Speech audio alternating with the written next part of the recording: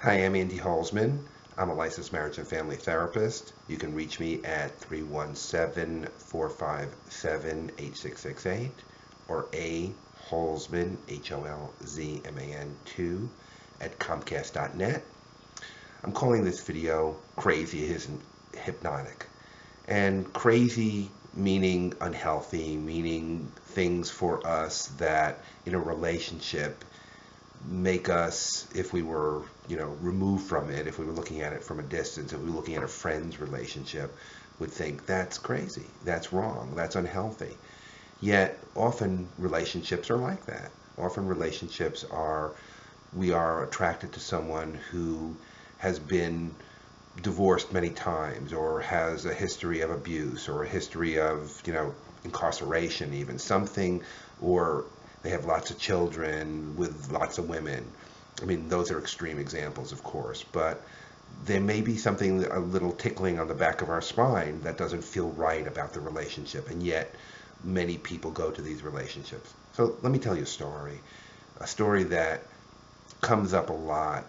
Often I'll talk to a man or a woman who's been in many relationships, and their relationships have a pattern, as most of our relationships do. I think it's really hard to figure out without help who we're attracted to. We're attracted to, we may have lots of relationships and the relationships may seem very different, but what I'm saying in terms of help is internally, those relationships tend to treat us the same way. They tend to be people who, for whatever reason that we're attracted to, will help us along, if we look at it in a positive way, help us along to figure out something about ourselves. So they're going to abandon us, or they're going to control us, or they're going to abuse us, or they're going to somehow be difficult with the very issue, with the very thoughts, with the very feelings that are difficult for us. Now, that's not a real positive way to look at relationships, but it does seem to be the truth. So here's a story. Often, like I said, I'll be talking to a person who's been in lots of relationships, maybe married a few times, maybe been in relationships throughout their life. One woman who I talked to, who was going through her fourth divorce, had been in relationships for basically the 30 years of her dating life since she was like 14 or 15. And she married different people, some different jobs, different white collar, blue collar, different religions, different races, in terms of even her relationships over the years. So she wasn't married all that time. When a person comes to me like that, I ask them, was there ever a person in your life who treated you well? And often they'll say, yes, there was one person who really loved me and really cared about me and really catered to me, as opposed to ignored them or abused them, or either was worked all the time or laid around all the time and did nothing. So the people I'm talking to are often very competent and very strong. A person like yourself possibly, who does a lot, takes care of business, takes care of the family, takes care of working, and the person who they're with may not be like that for whatever reason. They may earn a good deal of money, but they may not be a person who's present emotionally, or they may be a person who lays around and does drugs all day. So I ask that question to the gist of this, right? I ask that question, and they'll say there's one person in their life who was really loved them and really great for them. And I say, well, why didn't you stay with that person? Or what happened in that relationship? And they'll tell me, oh, I got bored, or that person wasn't for me, or I found somebody else. But generally they pull away from that person because that feels too cloying or too uncomfortable to be loved. So I can call this not only as crazy as hypnotic, but why is love difficult? Right? Okay. So what if someone get bored or dissatisfied in a stable marriage or a stable relationship? Do we crave passion, excitement over safety and stability? The answer really lies in our unresolved pain. For many of us, love equals work. Love equals loss. Love equals chaos. Love might equal abuse. but for most, love equals emotional abandonment. Parents who we don't expect to be there emotionally or to understand are the reason we feel emotionally abandoned. It's how sexual abuse can happen. The abused child can't or won't trust that they'll be heard, believed, or saved. It's how emotional abuse, physical abuse, it's also how emotional abandonment happens. It's not, I'm not worthy on some level, even if you're a strong person. Even the most stable parents may be emotionally distant in ways that communicate shame, judgment, something that doesn't feel good, distance to a scared child. No wonder that relationships and marriages are ended into by immature people with unresolved issues. If your parents have communicated somehow, even though they may be very stable, loving parents, you felt not like they were present there for you. If you were scared, if you were bullied, if you were abused in some way by outside forces. I had another client who was a very successful person who still was dealing with what happened to her in 7th grade because she was ethnically different than the people around her. A small town and yet not a regular person of that faith or that color.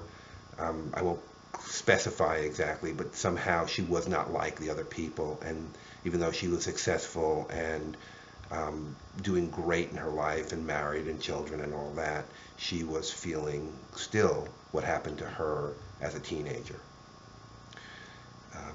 I often work with people who are mature beyond their years, but not really mature in the way that would make for a successful marriage. These are the individuals who grow up at 6, 7, 8 years old, having to be the adult in the family. They can have adult behavior, but it does not give them the ability to be emotionally ready for a relationship, because the person they're going to seek out, lo and behold, will be someone who's immature. If they had to take over for a distant or absent parent or parents, then of course they're a strong person. They can cook and clean and take care of siblings and do all they need to do physically, but emotionally, what are they going to pick? They may pick, and they may very well pick, unless they've done some work, someone who they can take care of. And it may not seem obvious at the time, but it'll be emotionally taken care of, and that's the key here. The relationship is going to be effective for a while, as both are recreating a familiar scenario. As one or both mature, as a real child, or to enter into the relationship, safety and especially help and support enter into the relationship. The adult child gets tired of doing it all by his or herself. The man, if not ready, will be surprised. He'll shut down or react with anger and rage. The woman will be depressed. The man will be depressed. If you ignore your depression for too long, you ignore your rage and your anger for too long, it's going to build up. Someone's going to find ways to express themselves differently. Remember, love equals work for this kind of person. Love equals sacrifice. If that's how you grew up, if that's what you think is what should happen, and you're faced with having to deal with these strange feelings that love is maybe getting my needs met, love is getting something that I would want, that's going to be a hard road, and that's part of what therapy does, is puts you on that road. For either a man or a woman in a relationship, unresolved issues will strongly affect the safety, satisfaction, and closeness of the relationship. So if things start to change in the relationship, if you've a person who's been this mature person or been this abused person, and you're certainly noticing that you're not getting your needs met, then that's the reason to be in therapy. Because crazy is attractive. Crazy being immature, being emotionally distant, being abusive, these things bring up feelings for us that are unresolved. That's the point of this. We are all unresolved. We are all working through something. And by working through something, whether it's our shame, our guilt, the distance from our parents, being bullied, we are always trying to figure out ourselves. And if we're unaware, if we're clueless to how these things affect us, then we're going to keep on recreating that pattern. And that's a bad thing, to keep on recreating the pattern.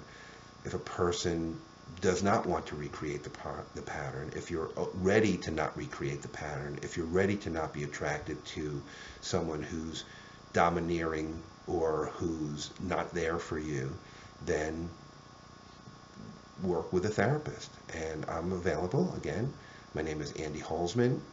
It's 317-457-8668 or aholzman2@comcast.net.